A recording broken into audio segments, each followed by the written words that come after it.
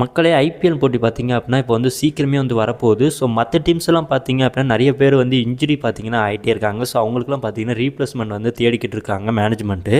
ஆனால் மும்பை இந்தியன்ஸ் பார்த்தீங்க அப்படின்னா அதாவது எப்படி சொல்கிறது அப்படின்னா மும்பை இந்தியன்ஸ் டீம் மட்டும் தான் பார்த்தீங்க அப்படின்னா ஃபாரின் பிளேயர்ஸ் இல்லாமலே நாங்கள் வந்து இந்தியன் பிளேயர்ஸை வச்சு 11 பிளேயரையும் பார்த்தீங்கன்னா வச்சு விளாடுவோம் அப்படிங்கிறது தான் மும்பை இந்தியன்ஸோட கொள்கை. ஸோ அப்படி தான் பார்த்தீங்க அப்படின்னா 2026 மும்பை இந்தியன்ஸ் பார்த்தீங்க அப்படின்னா வித்தவுட் ஃபாரின் பிளேயர்ஸை வச்சு தான் ஒரு டீமில் வந்து கிரியேட் பண்ண போகிறோம். ஸோ மறக்காமல் நம்ம சேனலை வந்து ஒரு சப்ஸ்கிரைப் பண்ணிவிட்டு வீடியோ வந்து எண்டு வரைக்கும் பாருங்கள். இதில் இருக்கிற இந்தியன் பிளேயர்ஸை மட்டும் வச்சு பார்த்தீங்க அப்படின்னா நம்ம வந்து இப்போ வந்து கிரியேட் பண்ண போகிறோம். ஓப்பனிங் பேரில் ரோஹித் சர்மா த ஹிட்மேன் தான் பார்த்தீங்கன்னா நம்பர் 1. நம்பர் 2ல் பார்த்தீங்கன்னா ராபின் மின்ஸ் தான் இருக்கார். இவர் பார்த்தீங்கன்னா left hand batsman plus wicket keeper. இவர் பார்த்தீங்கன்னா ரோஹித் சர்மாவோட ஓப்பன் பண்ணியிருக்காரு ஆல்ரெடி. நம்பர் 3ல் பார்த்தீங்கன்னா இந்த ஸ்டார் பாய் திலக் வர்மா தான் இருக்காப்புல. இவர் தான் பார்த்தீங்கன்னா நம்ம மும்பை இந்தியன்ஸோட ஒரு ஸ்ட்ராங் லைனப் மிடில் ஆர்டரை பேலன்ஸ் பண்ணக்கூடிய. நம்பர் 4ல் பார்த்தீங்கன்னா நம்ம சூரியகுமார் யாதவ் தான் இருக்கார். இவரை சுற்றி தான் பார்த்தீங்கன்னா மும்பை இந்தியன்ஸ் ஆடணும். இவரை சுற்றி ஆடுனுச்சு அப்படின்னா மும்பை இந்தியன்ஸோட பேட்டிங் லைனப் வேறு மாதிரி தெரியும்.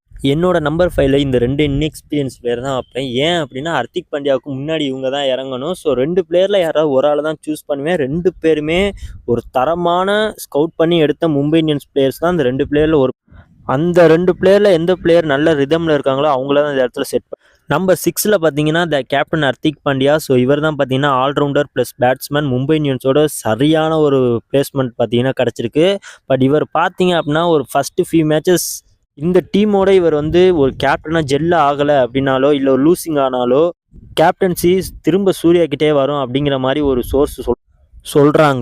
நம்பர் 7ல் ரீசன்ட் பாஸ்டில் மும்பை இந்தியன்ஸுக்கு நல்லா ஃபினிஷ் பண்ணி கொடுக்குற நமன்தீர் தான் பார்த்தீங்கன்னா என்னோட best finisher of the Mumbai Indians இப்போ கரண்டில்.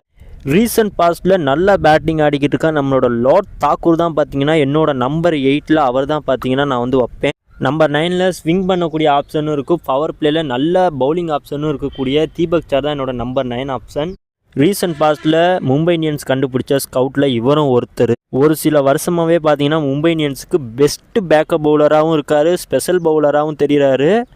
ஃபியூச்சரில் one of the best medium ஃபேஸராக இருப்பாருன்னு தான் சொல்லணும் நம்மளோட அஸ்வின் குமார். ஸோ இவர் தான் பார்த்தீங்கன்னா என்னோட number 10. The OG legend Jasprit Bumrah the GOAT. இவரை பற்றி நான் சொல்லணும்னு அவசியமே கிடையாது. One of the best legend in the world. So இவர் தான் பார்த்தீங்கன்னா என்னோட நம்பர் 11ல் இருப்பாப்புல.